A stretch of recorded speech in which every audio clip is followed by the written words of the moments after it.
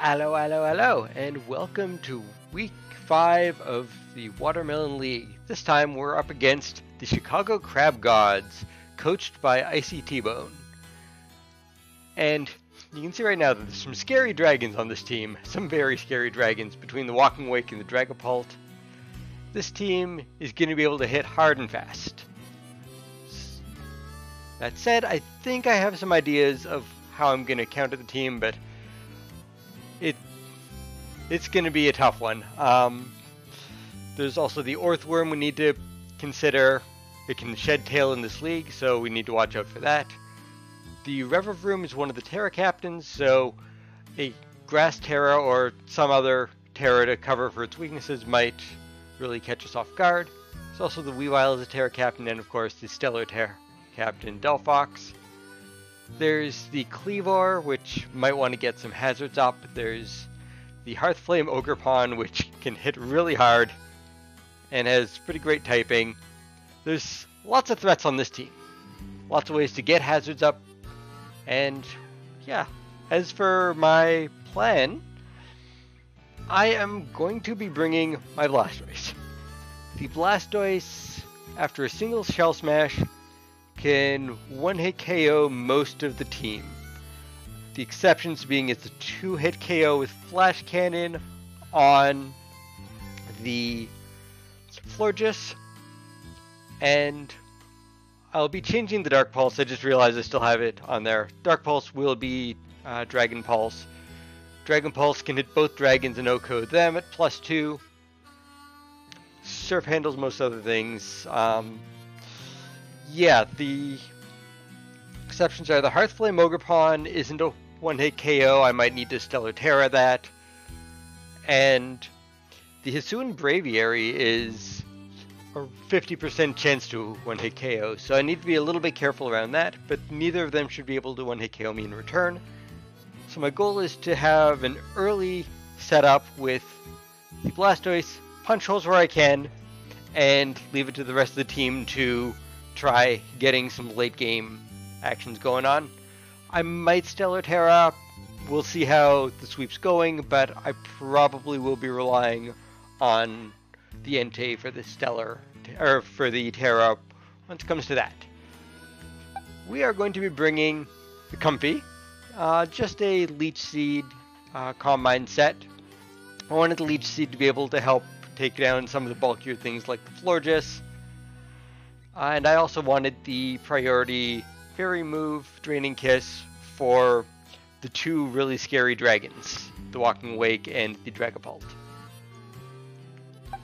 We have Fairy Terra Entei with Extreme Speed, Sacred Fire, Trailblaze, and Karrablasts. The Trailblaze to get some speed, and Fairy Terra Blast and Sacred Fire.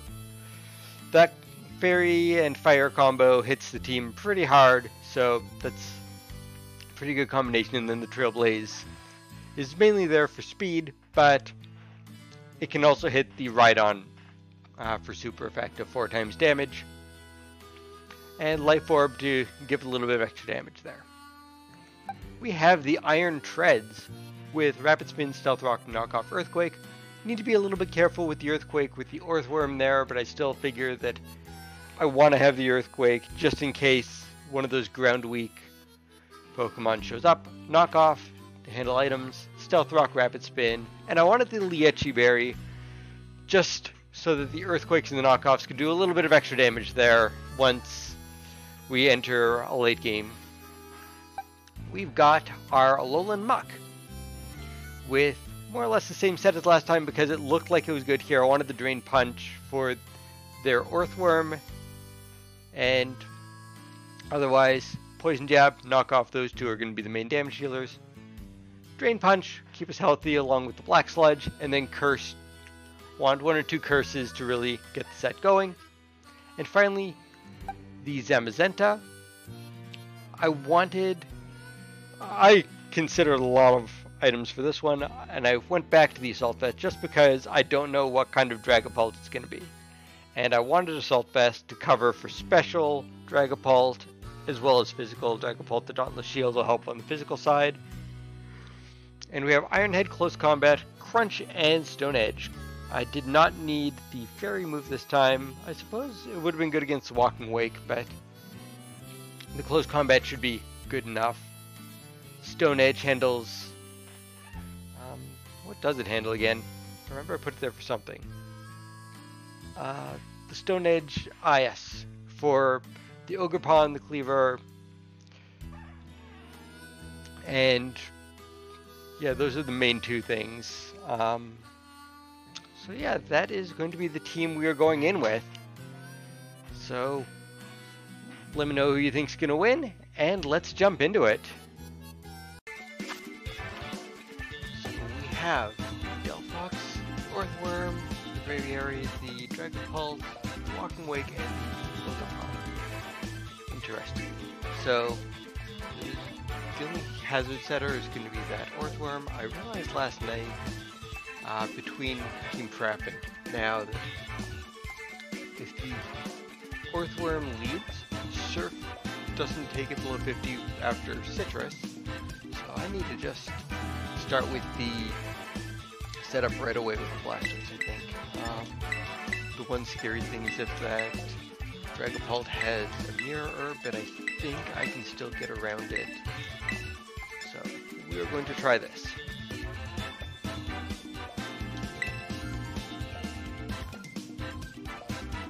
I still want to use the Blasters just to punch as much through as I can, and then rely on the rest of the team for late game positioning. Hopefully get 1 or 2 KOs with Blasters. Expecting the Earthworm. Let's see what happens. I think worst case again is Mirror Herb on whatever the Earthworm switches to. But most things besides the Dragapult, Blaster should be the Earthworm.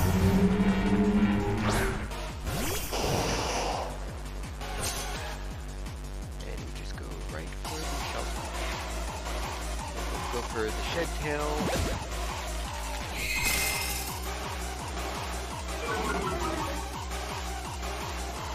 And then we should be able to advance those ones.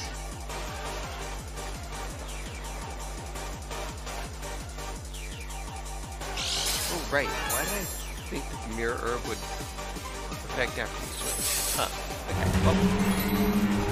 Okay. Okay. So.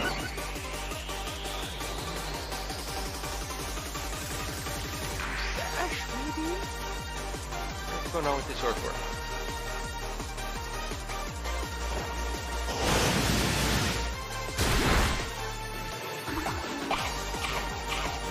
Oh, my goodness.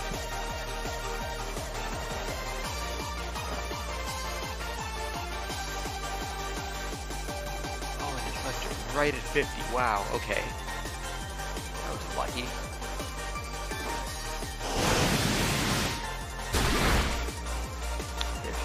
Tail, turn before. That would have made all the difference. Maybe thought I was going to get greedy and double. Anyway, that was a very lucky turn for Ravens.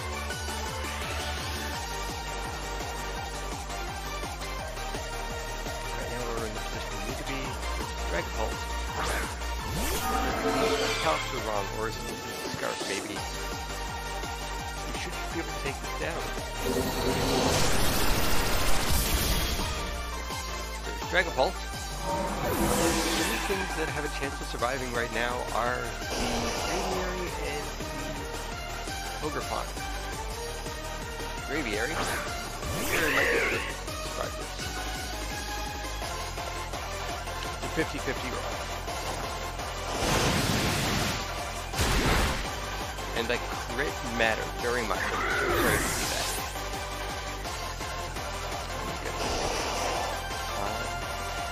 Yeah, we're gonna see Ogerpon comes out, we Stellar Terra, and we surf that. See how this goes.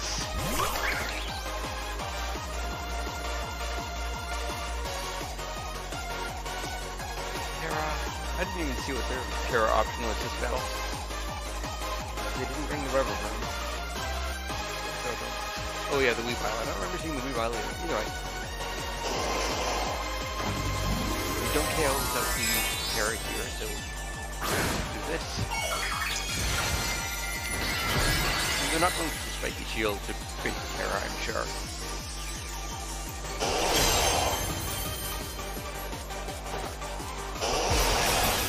Spiky shield actually we needed to grab that.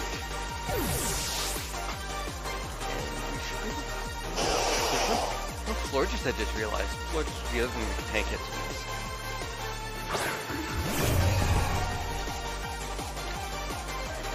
Dragon Pulse. Oh, you scarf.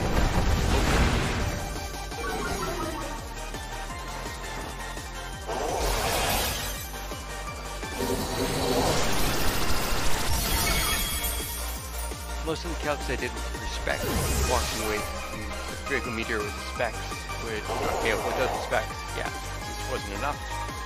Finally, here's the Delphox.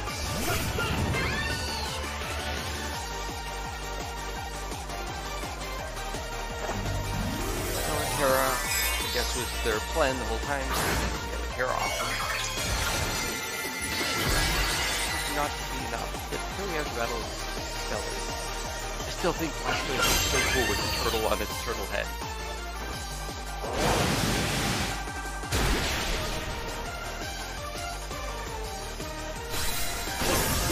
So, GG. It has me worried with the Earthworm claim. I personally am glad to see that Iron Fence. I'm sorry about the threat of the Braviary. That doesn't matter. But, thank you, and looks like we are 4-0. Thanks for continuing to cheer us on.